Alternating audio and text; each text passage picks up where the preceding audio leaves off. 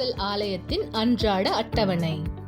ஒவ்வொரு திங்கட்கிழமை மாலை 7 மணிக்கு தேவனோடு உங்கள் பொருளாதார வெற்றிக்காகவும் உங்கள் பொருளாதார தடைகளை வென்று எவ்வாறு வெற்றி பெறுவது என்பதை கற்றுக்கொள்ளக்கூடிய கூட்டம். ஒவ்வொரு செவ்வாய்க்கிழமை மாலை 7 மணிக்கு உங்கள் ஆரோக்கியத்தை மேம்படுத்த உங்கள் பரிசுத்த குணமாக்குதலை பெற்றுக்கொள்ளக்கூடிய கூட்டம். புதன்கிழமை மாலை 7 மணிக்கு வேதகம பாடம். தேவனோடு ஒரு பலமான உறவை கட்டமைப்பது எப்படி என்பதை கற்றுக்கொள்ளவும் உங்கள் ஆவிக்குரிய வாழ்க்கையில் முன்னேற்றத்தை பெறவும் தேவனுடைய வார்த்தையிலிருந்து நாம் அனைவரும் கற்றுக்கொள்ளக்கூடிய கூட்டமாய் இருக்கும். வியாழக்கிழமை மாலை 7 மணிக்கு உங்கள் குடும்பத்தாருக்காகவும் உங்கள் அன்பின் வாழ்க்கை திருமண ஆசீர்வாதத்துக்காகவும் உங்கள் குடும்ப சமாதானம் சந்தோஷத்திற்காகவும் ஒரு சிறப்பு கூட்டம்.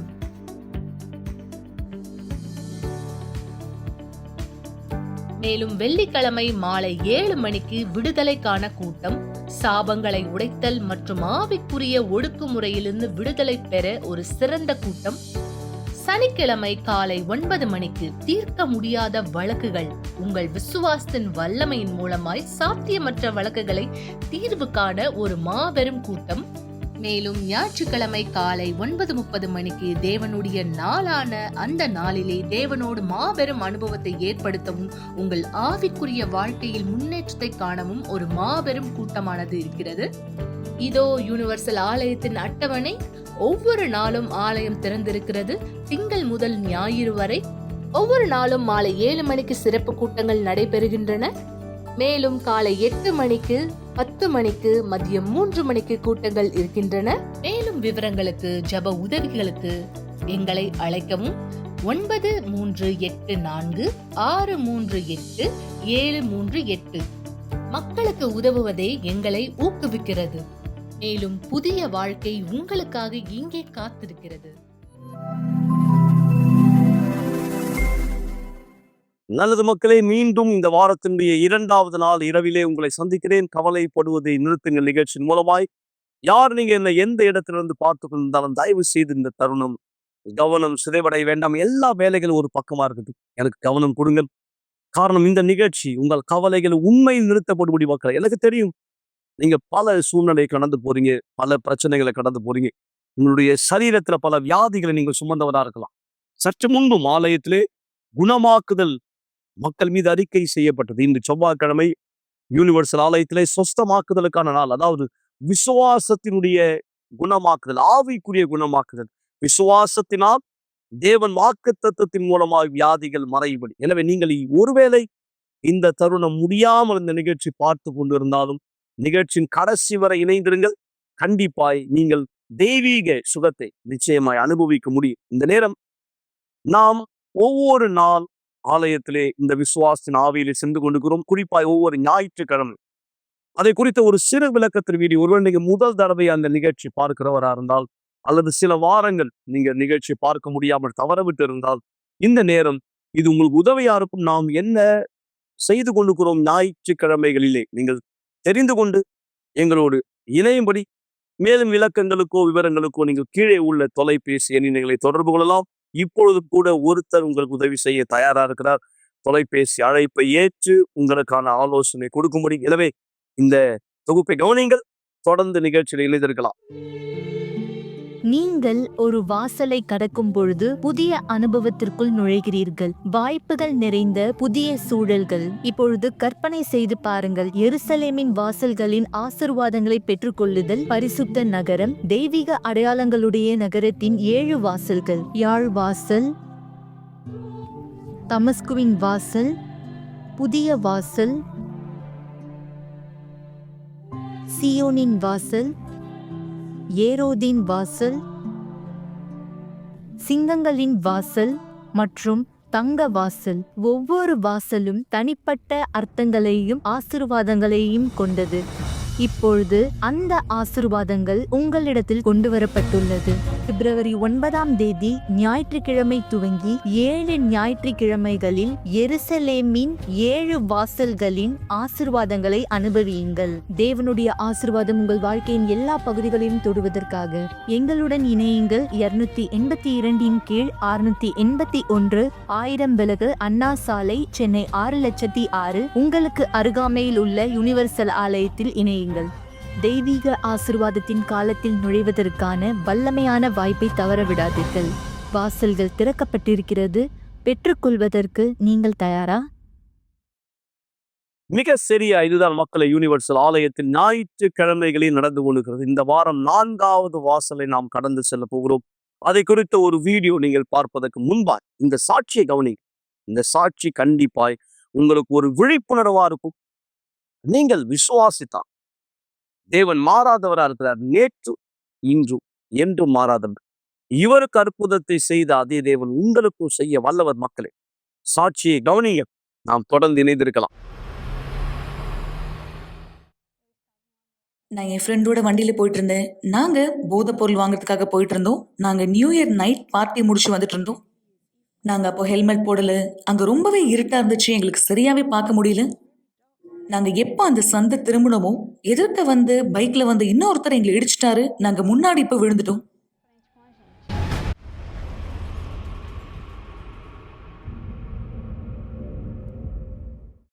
நான் பைக்ல இருந்து தூக்கி எறியப்பட்டேன்.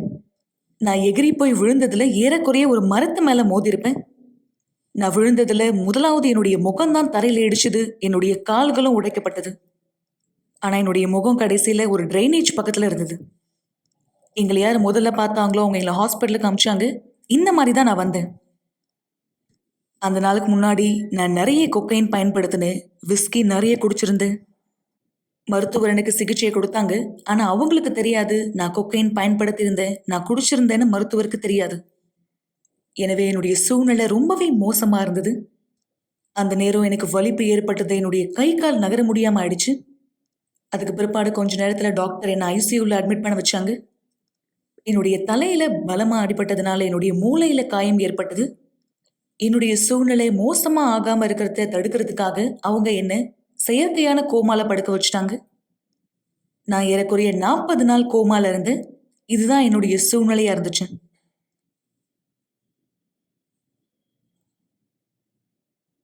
இந்த 40 நாள்ல என் சூழ்நிலை மோசமா மட்டும்தான் மாறுச்சு.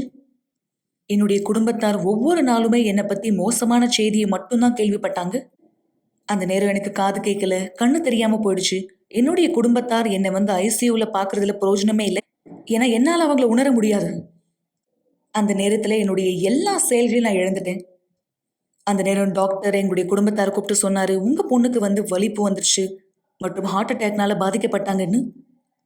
இதுதான் தினசரியா என்னை குறித்து என் குடும்பத்தாருக்கு சொல்லப்பட்ட செய்திகள். கடைசியா ஒரு நாள் டாக்டர் என்னுடைய குடும்பத்தாரை பார்த்து சொன்னாரு, அவங்களுக்காக நம்ம செய்யற எல்லா முயற்சியும் நிறுத்திடலாம். நீங்க என்னென்ன பேப்பர்ல சைன் பண்ணுமோ எல்லாத்தையுமே நீங்க சைன் பண்ணிடுங்க. எல்லா மிஷினையும் ஆஃப் பண்ணிடலாம். அவங்க ஓய்வு எடுக்கிறதே சிறந்ததுன்னு சொன்னார். ஏன்னா இவங்க இருக்க சூழ்நிலையை பார்த்தா இவங்க உயிரோட இருக்க முடியாது. ஒருவேளை அவங்க உயிரோட இருந்தா அவங்க படுத்த படுக்கையா தான் இருக்கணும்னு சொன்னாரு.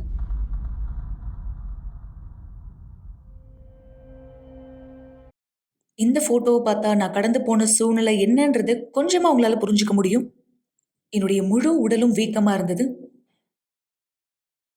என் குடும்பத்தார் என் மேல இருந்த எல்லா நம்பிக்கையும் இழந்துட்டாங்க. என்னுடைய அம்மாவும் என்னுடைய சகோதரியும் தவிர. ஏன்னா அவங்க எப்பவுமே நம்பினாங்க நான் திரும்பி வருவேன்னு. அவங்க சின்ன வயசாக இருக்கும்போதே எங்கள் அம்மா அவங்கள சர்ச்சுக்கு கூட்டிகிட்டு வந்தாங்க. இருந்தாலும் தவறான நட்புறவு, கெட்ட பழக்கங்களுக்கு தன்னை ஈடுபடுத்திக்க ஆரம்பித்தாங்க. அவங்க முழுமையாக தவறான வாழ்க்கையை வாழ ஆரம்பித்தாங்க. நாட்கள் போக போக அவங்களுடைய நிலைமையானது மோசமாக மாறிட்டே போச்சு. நான் அதிகமா போதைக்கும் விபச்சாரத்துக்கும் சட்டவிரோதமான காரியங்கள்ல அதிகமா ஈடுபடுவேன். அது மட்டும் இல்லாம ஃபுட்பால் விளையாடுற அந்த டீமுக்கு சப்போர்ட் பண்ற ஒரு பெண்ணா நான் இருந்தேன். என் வாழ்க்கை முழுசா தலைகீழ மாறுச்சு. ஆனா அந்த நேரத்துல என்னுடைய அம்மாவும் என்னுடைய சகோதரியும் தொடர்ந்து எனக்காக போராடினாங்க, பொருத்தனையை ஏற்படுத்தினாங்க, நோக்கங்களை ஏற்படுத்தினாங்க. குறிப்பா அந்த நேரத்துல நான் வாழ்வா சாவான்ற நிலைமையில இருந்தேன். அந்த நேரத்துல தான் இஸ்ரவேலின் சிறப்பு நிகழ்ச்சி வந்தது. எங்களுக்கான வாய்ப்பு கிடைச்சது நாங்கள் தியாகம் செய்ய. அந்த நேரத்துல தான் என்னுடைய அம்மாவும் என்னுடைய சகோதரும் எனக்காக போராடினாங்க, தியாகங்களை ஏற்படுத்தினாங்க, பொருத்தனையை ஏற்படுத்தினாங்க. எனக்கு நல்லா ஞாபகம் இருக்கு. அந்த நிலைமையில அவங்கள நான் பார்க்கும்போது, ஹாஸ்பிட்டல் விட்டு போம்போது, நான் முடிவெடுத்தேன். பீடத்தின் மேல போயிட்டு, நான் அவங்களுக்காக போராட போறேன்னு. ஏற்கனவே அந்த நேரத்துல அவங்க ஒரு போதகருடைய மனைவியா இருந்தாங்க. எப்போ எனக்கு ஆக்சிடென்ட் ஆச்சுன்னு அவங்க கேள்விப்பட்டாங்களோ அவங்களுடைய முதல் செயல் பீடத்து மேல ஏறது தான். நான் நாப்கின் பயன்படுத்த வேண்டியதா இருந்துச்சு, மருந்துகள் நிறைய வாங்க வேண்டியதா இருந்துச்சு. இதை அவங்க பார்த்தோன்னு சொன்னாங்க, இல்ல நான் பீடத்து மேல ஏறணும்னு. அவங்க முடிவெடுத்தாங்க, இந்த சூழ்நிலையில நான் பீடத்தை ஏறியே ஆகணும். என எனக்கு தெரியும் தேவன் அவங்கள மீண்டுமாக கொண்டு வருவாருன்னு.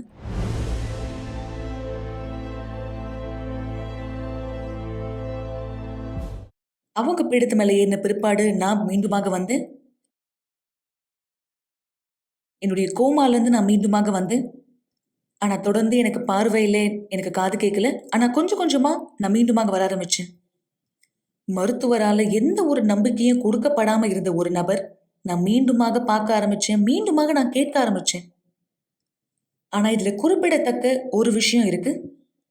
நான் மருத்துவமனையில இருந்து வெளியே வந்த பிற்பாடு என்னுடைய பழைய குணாதிசயம் மறிக்கவே இல்லை. நான் எப்போ முழுமையா குணமானனோ மீண்டுமாக உலகத்துல வாழ்க்கையே நான் தொடங்க விரும்பினேன். நான் முன்னாடியே சொன்னது போல சில விஷயங்கள்ல என்னுடைய மாம்சத்தினால எதிர்த்து நிற்க முடியல. ஆனா இந்த இடத்துலதான் கவனத்திற்குரிய ஒரு விஷயம் ஒண்ணு நடந்துச்சு. வெளி உலகத்துல இருந்த ஒருத்தர், முன்னாடி என் கூட சேர்ந்து போதையை பயன்படுத்தின ஒருத்தர் என்கிட்ட இதை சொன்னாங்க. சாரா, இந்த வாழ்க்கை தான் உனக்கு வேணுமா?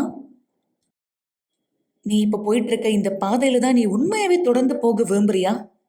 தேவன் உனக்கு மீண்டுமாக ஒரு வாய்ப்பு கொடுத்த பிற்பாடும் நீ இந்த வாழ்க்கைக்கு திரும்பி போக விரும்புறியா? இந்த வார்த்தை என்னுடைய முகத்துல அரைந்தது போல இருந்துச்சு. ஏன்னா நான் குழப்பமா இருந்தேன். ஏன் இந்த நபர் என்னை பார்த்து இப்படி சொல்றாங்க? முன்னாடி எனக்கு போதை பழக்கத்தை கற்றுக் கொடுத்தது இந்த நபர் தான். நான் தொடர்ந்து அதை பத்தி யோசிச்சுட்டே இருந்தேன். எனக்குள்ளாக ஆழமா இது பிரதிபலிச்சது. நான் முடிவெடுத்தேன், நான் உண்மையாகவே இயேசுவின் இடத்துல திரும்பணும்னு. ஏன்னா என் உடல் திரும்ப வந்தது. ஆனா நான் அவரிடத்துல முழுமையா அர்ப்பணிக்கல. நான் முடிவெடுத்தேன் முழுமையா அர்ப்பணிக்க. அதுக்கு பிற்பாடு நான் தண்ணி ஞானஸ்தானம் எடுக்க முடிவெடுத்தேன். மறுநாள் நான் ஆலயத்துக்கு போனேன். நான் பாஸ்டரை பார்த்து அவர்கிட்ட சொன்னேன், நான் தண்ணியில ஞானஸ்தானம் எடுக்க விரும்புறேன்னு. நான் அந்த நேரம் வீல் சேர்ல தான் இருந்தேன். இருந்தாலும் அதை பத்தி கவலைப்படல. நான் உறுதிப்படுத்திக்கிட்டேன், நான் ஞானஸ்தானத்தை எடுத்தே ஆகணும்னு. நான் முடிவெடுத்தேன். நானே தனி ஞானஸ்தான தொட்டில இறங்கினேன் ஞானஸ்தானத்தை பெற்றுக்கொள்ள. அதுதான் என்னுடைய வாழ்க்கைக்காக நான் எடுத்த தனிப்பட்ட ஒரு முடிவு. அந்த இடத்துல உண்மையான மனம் திரும்புதல் இருந்துச்சு. அந்த இடத்துல பழைய சாரா மறித்துட்டான். அந்த இடத்துல தான் தியாகம் செய்வதற்கான வாய்ப்பையும் நான் பெற்றுக்கொண்டேன். நான் செய்த முதல் தியாகமே பரிசுத்த ஆவியானவரை பெற்றுக்கொள்வதற்காக தான். தியாகத்தினுடைய முன்னால் நான் என்னை தயார்படுத்தினேன். நான் ஜெபிச்சேன், தேவனே, நான் இனிமேலும் அர்ப்பணிக்க எதுவுமே இல்லை. என் வாழ்க்கையை நான் முழுமையா அர்ப்பணிச்சிட்டேன். என்னுடைய நட்புறவை நான் துண்டித்தேன். உலகத்தை நான் பின்பாக விட்டுட்டேன். என் பழைய வாழ்க்கையை நான் கைவிட்டுட்டேன். ஆமா, நான் தொடர்ந்து உங்களை தேடுறேன். ஏன்னா பரிசுத்த ஆவியானவர் இன்னும் எனக்குள்ளாக வரல. இருந்தாலும் நான் உறுதியா இருக்கேன், நீங்க என்ன கைவிட மாட்டீங்க. என்னை நீங்க தனியா விட்டுற மாட்டீங்க. நீங்க வாக்கு கொடுத்தீங்க, என்னை தனியாக விட மாட்டேன்னு. பாஸ்டர் வந்தாரு, பரிசுத்தாவியை தேடின விதமா கூட்டத்தை ஆரம்பிச்சாரு. செய்தி கொடுப்பதற்கு முன்பாகவே நான் பரிசுத்தாவியானவர் அங்க பெற்றுக்கொண்டேன். அந்த நேரம் நான் கேட்டேன், தேவன் என்னை பார்த்து பேசினது. தேவன் என்னை பார்த்து சொன்னாரு, நீ என்னுடைய மகள், நீ என்னுடைய மகள். அந்த நாள் துவங்கி என் வாழ்க்கை முழுமையா மாறிடுச்சு.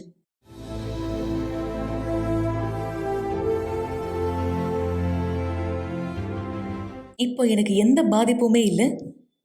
என்னுடைய மூளையில, என்னுடைய தலையில இருந்த அந்த தழும்புகள் எல்லாமே மறைஞ்சிருச்சு. இன்னைக்கு நான் சந்தோஷமான ஒரு திருமணத்துல இருக்கேன். நான் முதலாவது சந்தோஷமா இருக்கேன். இனிமேலும் எனக்கு யாருடைய ஒப்புதலும் தேவையில்லை. ஏன்னா தேவனுடையது தாமே என்னுடைய வாழ்க்கையில இருக்கு.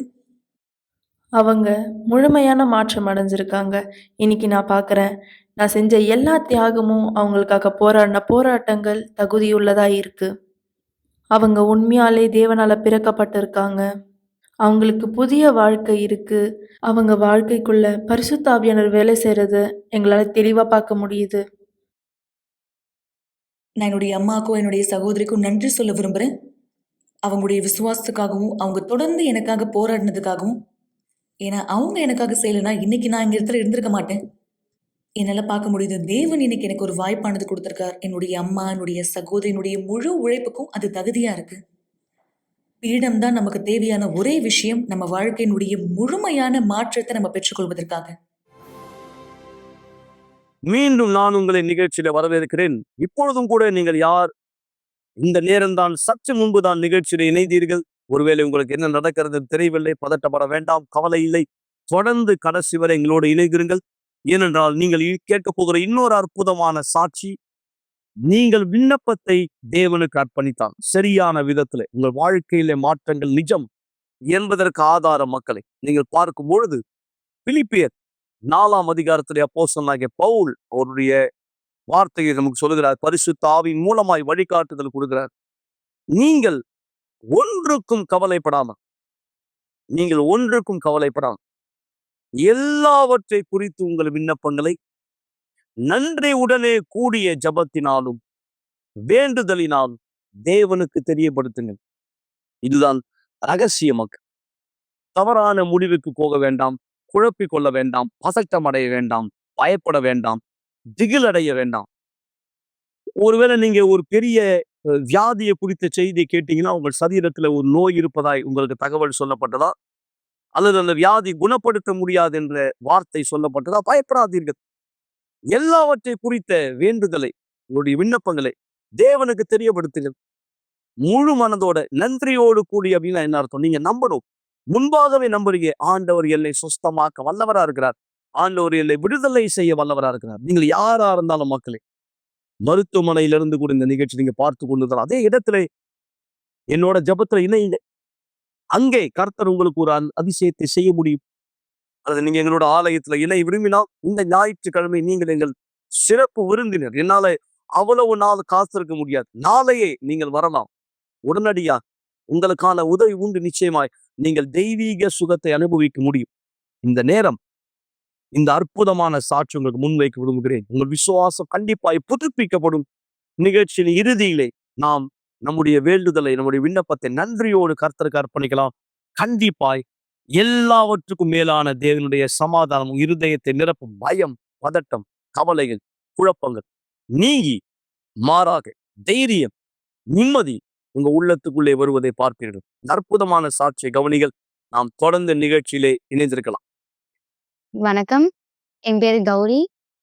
நான் வந்து முதல்ல ஆலயத்துக்கு வந்து சும்மா தான் வர ஆரம்பிச்சேன். ஸோ ஜஸ்ட் சும்மா இன்வைட் பண்ணியிருந்தாங்க. ஸோ அதுக்காக தான் வர ஆரம்பிச்சேன்.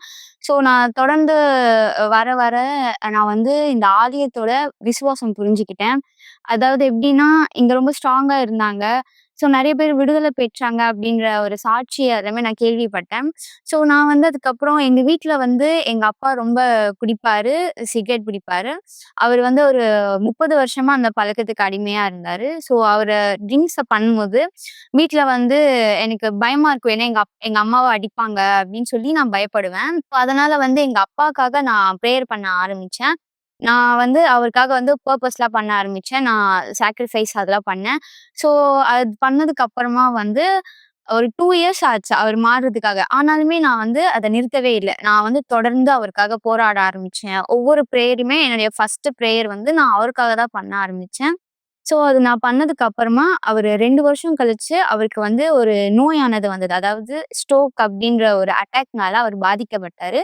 ஸோ அதுக்கப்புறமா அந்த அட்டாக்ல வந்து டாக்டர்ஸ் என்ன சொன்னாங்க அப்படின்னா, இனி வந்து அவர் வந்து உயிர் பிழைக்கிறது கஷ்டம், வாழ்றது கஷ்டம். ஸோ வந்து அவர் வந்து இறந்துடுவாரு. நீங்க உங்க ஃபேமிலி மெம்பர்ஸ்க்கெல்லாம் சொல்லிடுங்க அப்படின்னு சொல்லி அந்த லாஸ்ட் டே நைட் வந்து டாக்டர்ஸ் வந்து எங்க அம்மா கிட்ட சொல்றாங்க. ஸோ சொன்னதுக்கு அப்புறம் எங்க மம்மிக்கு வந்து என்ன பண்ணனே தெரியல. நானும் வீட்ல இருந்து ப்ரேயர் பண்ணிட்டு இருந்தேன். அப்போ அம்மா தீர்மானிச்சாங்க, இந்த நிமிஷம் அவர் வந்து எனக்கு நீங்க குடுத்துட்டீங்க அப்படின்னா, நாங்க உங்கள ஏத்துக்கிறோம் அப்படின்னு சொல்லி அம்மா வந்து தீர்மானிச்சாங்க. ஸோ வந்து அப்பாவுமே வந்து அத ஏத்துக்கிட்டாங்க. எனக்கு நீங்க விடுதலையானது குடுத்தீங்க அப்படின்னா, நான் வந்து உங்கள ஏத்துக்கிறேன் அப்படின்னு சொல்லி அப்பாவும் வந்து தீர்மானிச்சாரு. ஸோ வந்து அந்த நாள் நைட் போச்சு. ஒரு விடிய காலையில இருக்கும். ஒரு 3 ஆர் 4 அந்த டைம்க்கு வந்து டாக்டர்ஸ் வந்து டெஸ்ட் எடுத்தாங்க. திருப்பி எல்லா டெஸ்ட்டுமே எடுத்தாங்க. ஸோ எல்லா டெஸ்ட்டும் எடுத்ததுக்கு அப்புறம் வந்து அந்த ரிசல்ட்ஸ் வந்து பார்க்கும்போது டாக்டர்ஸே வந்து சொல்றாங்க, ரொம்ப இது நம்ப முடியாத ஒரு ஆச்சரியமா இருக்கு. ஏன்னா, இவர் வந்து இறக்கக்கூடிய ஒரு ஸ்டேஜ்ல இருந்தாரு. இப்படி பார்க்கும்போது அவருடைய இது எல்லாமே வந்துட்டு ரொம்ப நெகட்டிவா இருந்திருக்கணும். ஆனா, அவருக்கு இப்ப எல்லாமே நார்மலான ஸ்டேஜ்ல இருக்கு. எல்லாமே சுகரும் சரி, பிபி எல்லாமே வந்து நார்மலான ஸ்டேஜ்ல இருக்கு. அவருக்கு வந்து இப்ப எதுவுமே இல்ல. ஸோ வந்து ஒரு 2 நாள் வந்து அப்சர்வேஷன்ல வச்சுட்டு, நீங்க அவர வந்து வீட்டுக்கு கூட்டிட்டு போயிரலாம். அப்படின்னு சொல்லி டாக்டர்ஸ் வந்து அப்படி சொன்னாங்க. ஸோ அந்த நிமிஷம் வந்து என்னுடைய அப்பாவும், என்னுடைய அம்மாவும் வந்து முழுமையா தீர்மானிச்சாங்க. உயிருள்ள தேவன் வந்து நம்மள உண்மையாவே குணப்படுத்தியிருக்கார். அப்போ இந்த தேவன் கிட்ட நம்மளால விடுதலை பெற முடியும் அப்படின்னு சொல்லி, அவங்க 2 பேருமே வந்து ஆலயத்துக்கு வர ஆரம்பிச்சாங்க. அவங்களும் வந்து சர்ச்சுக்கு வர ஆரம்பிச்சாங்க. ஸோ வந்து அதுக்கப்புறம் நாங்க ஃபேமிலியா சர்ச் வர ஆரம்பிச்சோம். ஆனா அதுக்கு எனக்குள்ளாக வந்து எப்பவுமே ஒரு பயமானது இருந்துச்சு. ஒரு ரொம்பவே பதட்டமா இருப்பேன். யார்கிட்டயாவது போய் பேசணும்னா ரொம்பவே பதட்டப்படுவேன், பயப்படுவேன். எனக்குள்ளாக வந்து ரொம்பவே எப்படி சொல்றதுன்னா, இன்ஃபியாரிட்டி காம்ப்ளெக்ஸ் இருந்தது. என் ஃபேமிலில கூட வந்து என்ன கம்பேர் பண்ணி பேசுவாங்க. ஸோ அப்படிலாம் பேசும்போது வந்து நான் வந்து அவங்க விளையாட்டுக்கு தான் சொல்லுவாங்க. ஆனா எனக்கு வந்து அது ரொம்பவே கஷ்டமா இருக்கும். ஏன்னா நான் வந்து ரொம்ப டார்க் ஸ்கின்னா இருக்கிறதுனால. ஸோ வந்து அதனால எனக்கு ரொம்ப கஷ்டமா இருந்துச்சு. அப்புறம் நான் ரொம்ப பயப்படுவேன். அப்புறம் வீட்ல வந்து நான் ரொம்ப கோவப்படுவேன். எங்க அப்பா, அம்மா எது சொன்னாலுமே ரொம்ப வந்து கோவப்படுவேன். அண்ணா கூட ரொம்ப சண்டை போடுவேன். ரொம்பவே கெட்ட வார்த்தை பேசுற ஒரு பெண்ணா தான் நான் இருந்தேன். ஆனா அதுக்கப்புறமா நான் சர்ச் போக யூத் யூத் மீட்டிங் தான் நான் ரொம்ப இன்வால்வ்மென்ட்டா போக ஆரம்பிச்சேன். ஏன்னா, அங்க தான் என்ன கூப்பிட ஆரம்பிச்சாங்க. ஸோ வந்து பாஸ்டர்ஸ் வந்து ஒரு நாள் வருவாரு. ஸோ அவரு வரும்போதெல்லாம் வந்து நான் சம்டைம்ஸ் ஒளிஞ்சுப்பேன். ஏன்னா, ஒரு ஆலயத்துக்கு வந்து என்ன இன்வைட் பண்ணுவாரு யூத் மீட்டிங்க்கு. ஸோ எனக்கு வந்து சம்டைம்ஸ் போக பிடிக்காது. அதனால நான் என்ன பண்ண ஆரம்பிச்சேன் அப்டின்னா, நான் வந்து போய் வீட்லயே போய் ஒளிஞ்சுகிட்டு, நான் வீட்ல இல்லன்னு சொல்லுங்க அப்டின்னு தான் நான் சொல்லியிருக்கேன். ஸோ அதுக்கப்புறம் நான் திருப்பி தொடர்ந்து போக ஆரம்பிச்சேன். என் ஃப்ரெண்டு கூட வந்து அந்த சர்ச் தான். ஸோ அவங்களும் என்ன இன்வைட் பண்ணாங்க. அப்புறம் நானும் போக ஆரம்பிச்சேன். ஸோ நாங்க தொடர்ந்து போக வந்து பரிசுத்த ஆவி பத்தி பேசினாங்க. பரிசுத்த ஆவி பத்தி பேசும்போது, பரிசுத்த ஆவினா என்னன்னு எனக்கு தெரியல. சொன்னாங்க, "பரிசுத்த ஆவி உங்களுக்குள்ள இருக்கும்போது நீங்க சந்தோஷமா இருப்பீங்க" அப்படின்னு சொல்லி சொன்னாங்க ஒரு நாள் ஆலயத்துல. பரிசுத்த ஆவி நம்மளுக்குள்ளயா? அது எப்படி ஒரு ஆவி எப்படி நமக்குள்ளாக வர முடியும்? அப்படின்ற ஒரு டவுட் அந்த கேள்வியானது எனக்குள்ளாக இருந்துச்சு. ஸோ நான் வந்து சர்ச்சுக்கு போனேன். வெட்னஸ்டே சர்வீஸ்லாம் போக ஆரம்பிச்சேன். ஸோ அதுக்கப்புறமா வந்து ஒரு நாள் வெட்னஸ்டே அன்னைக்கு நான் வந்து பரிசுத்த ஆவிய பெற்றுக்கொண்டேன். எப்படி பெற்றேன்னா, நான் எனக்குள்ளாக இருக்க அந்த தாழ்வு மனப்பான்மை அது எல்லாத்தையுமே நான் மாத்திக்கிட்டேன். ஆலயத்துல வந்து ஒரு நோக்கமானது ஸ்டார்ட் பண்ணியிருந்தாங்க. ஸோ வந்து நான் அத தெரிஞ்சுக்கிட்டேன். ஸோ நான் அத தெரிஞ்சுக்கிட்டு, அதுக்கப்புறமா நான் அதுல கலந்துக்கிட்டேன். ஸோ அதுல ஒவ்வொரு நாளுமே நான் வந்து என்ன ஆவிக்குரிய விதத்துல வந்து நான் என்ன தியாகம் பண்ண ஆரம்பிச்சேன். அ அந்த ஒவ்வொரு நாளுமே வந்து எனக்கு ரொம்பவே கஷ்டமானதா இருந்தது. சொல்லப்போனா அந்த நாட்கள்ல மட்டும் தான் எனக்கு ரொம்ப புடிச்ச விஷயங்களே எங்க வீட்ல நடந்தது. ஆனா, நான் அதுல எதுலயுமே வந்து இன்வால்வ் பண்ணவே இல்ல என்ன. ஸோ நான் வந்து முழுக்க முழுக்க நான் பரிசுத்த ஆவி தேடுறதுல மட்டும் தான் நான் ஃபோக்கஸா இருந்தேன். அதுக்கப்புறம் நான் பரிசுத்த ஆவி பெற்றுக்கொண்டேன். ஸோ நான் ரொம்பவே ஸ்ட்ராங்கா வர ஆரம்பிச்சேன். நான் எந்த சர்வீஸுமே நான் மிஸ் பண்ணாம வெட்னஸ்டே, ஃப்ரைடே, சண்டேன்னு சொல்லி நான் ரொம்ப தொடர்ந்து வர ஆரம்பிச்சேன். நான் வந்து ரொம்பவே எப்படி சொல்றதுன்னா, ரொம்ப சந்தோஷமா இருந்தேன் அந்த நாட்கள்ல. ஒரு எங்க வீட்ல ப்ராப்ளம் இருந்தா கூட நான் ரொம்ப சந்தோஷமா இருக்கிற ஒரு நபரா தான் இருந்தேன். எப்படின்னா, வெளியில சந்தோஷமா சொல்லல. எனக்குள்ளாக நான் ரொம்ப சந்தோஷமா இருந்தேன். ஆனா, அதுக்கப்புறம் கொஞ்ச நாள் போனதுக்கு அப்புறம் நான் ஒரு தவறானது செஞ்சேன். நான் அத செஞ்சேன். அதுக்கப்புறம் நான் இங்க இல்ல. நான் வந்து வேலூர் போயிட்டேன். ஸோ, அப்போ வந்து எனக்கு ரொம்பவே கிளியரா தெரிஞ்சது. எனக்குள்ளாக பரிசுத்த ஆவி இல்ல. நான் பரிசுத்த ஆவிய இழந்துட்டேன் அப்படின்னு சொல்லி.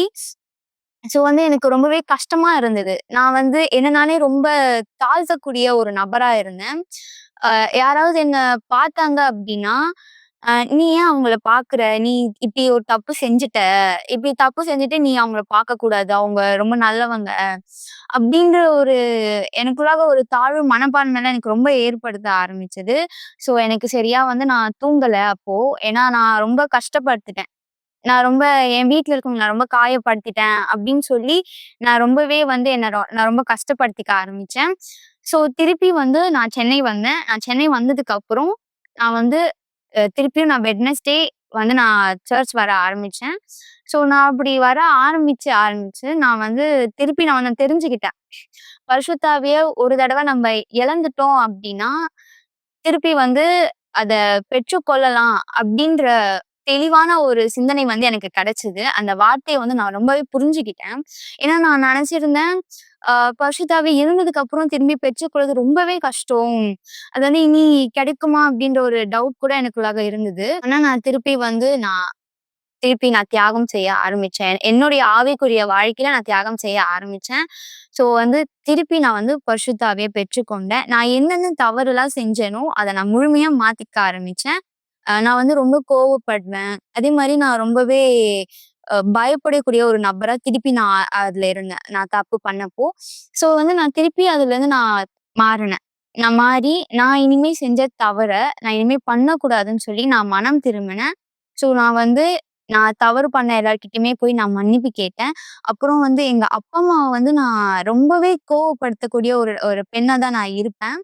ஸோ அதுலருந்து நான் மாத்திக்கிட்டேன். அவங்க இத பண்ணாத அப்படின்னு சொன்னா, நான் அத பண்ணக்கூடிய நபரா இருந்தேன். ஸோ அத வந்து நான் மாத்திக்கிட்டேன் முழுமையா. அப்புறம் அவங்களுக்கு வந்து என்ன பிடிக்க ஆரம்பிச்சது. ஸோ நான் வீட்ல பண்ணக்கூடிய ஒரு சில ஆக்டிவிட்டீஸ பார்த்து, எங்க அண்ணா கூட அவன மாத்திக்க ஆரம்பிச்சான்.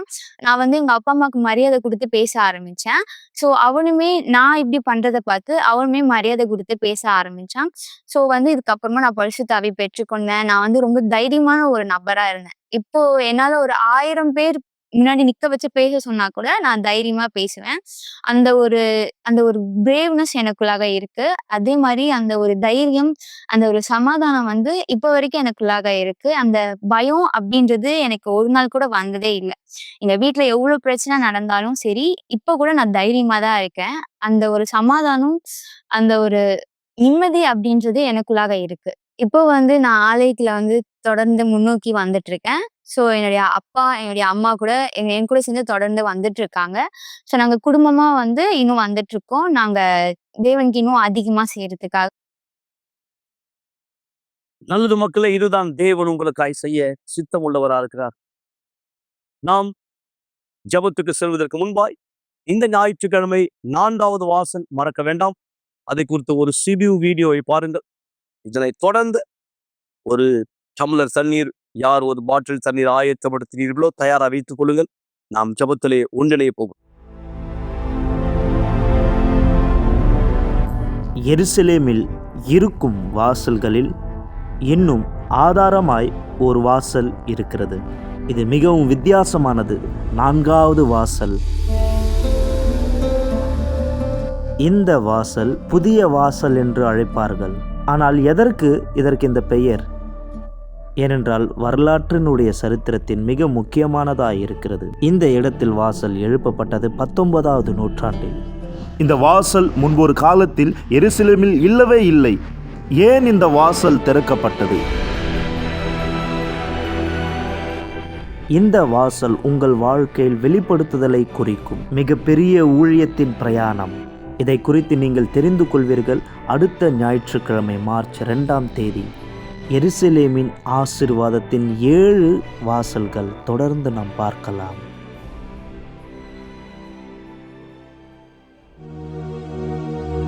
ஒரு கிளாஸ் தண்ணீரை ஆயத்தப்படுத்திக் கொள்ளுங்கள் அல்லது தொலைக்காட்சிக்கு அருகாமையிலே வாருங்கள். இந்த நேரம் உங்களுக்கான ஒரு சிறப்பு ஜெபத்தை நாம் செய்ய போகிறோம். சர்வ வல்லமையான தேவனை, எல்லாவற்றை குறித்த எங்களுடைய விண்ணப்பங்களை உமக்கு அர்ப்பணிக்கும்படியாய் நீர் எங்களுக்கு கற்றுக் கொடுக்கிறீர். இதோ என்னோடு ஜெபத்தில் இணைந்திருக்கிற ஒவ்வொரு மக்களுக்காக நான் உம்மிடத்திலே பேசுகிறேன். தேவனை, உம்மிடத்திலே விண்ணப்பிக்கிறேன். என்னோடு சேர்ந்த அவர்களும் தன் சூழ்நிலை உமக்கு அர்ப்பணிக்கிறார்கள். வியாதியை குறித்த அவர்களது விண்ணப்பம், குடும்பத்திற்காக அவர்களது விண்ணப்பம், திருமண வாழ்க்கைக்கான அவர்களது விண்ணப்பம், வேலை பொருளாதாரத்துக்கான அவர்களது விண்ணப்பம், அல்லது மனசுல ஒரு பெரிய பாரத்தை, வலியை சுமந்து கொண்டிருக்கிற நபர் தன் விண்ணப்பத்தை அர்ப்பணிக்கிறார். இந்த நேரத்திலே அவர் ஜெபத்தை முடிக்கிற தருணம், இந்த வார்த்தையை நீர் கேட்டீர். நீர் அவருக்கு உதவி செய்வீர். சூழ்நிலையை மாற்ற வல்லவர் என்பதை அவர் உள்ளத்துக்குள்ளே நீர் கொடுக்கிற பதிலின் மூலமாய், அதனுடைய நிச்சயத்தின் மூலமாய் காண்பி. எல்லாவற்றுக்கும் மேலான சமாதானம் உள்ளத்தை நிரப்பும்படி இந்த தண்ணீரை ஆசீர்வதிக்கிறேன். இதன் மூலமா எல்லா பயங்கள், கவலைகள், குழப்பங்கள், கலக்கங்கள், பாரங்கள் நீக்கப்படுவதாய், சமாதான உள்ளத்தை ஆட்கொள்வதாய் ஆண்டவராக இயேசுவின் பெயராலே ஆமே. ஆசீர்வாதமான தண்ணீரை பருகுங்கள் மக்களே.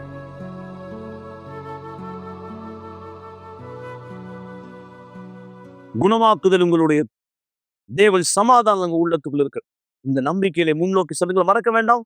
நாளை இரவு மீண்டும் இதே நேரம் கவலைப்படுவது நிறுத்துங்கள் நிகழ்ச்சியில் உங்களை சந்திக்கும் வரை தேவன் உங்கள் அனைவரை ஆஸ்வதிப்பாராக.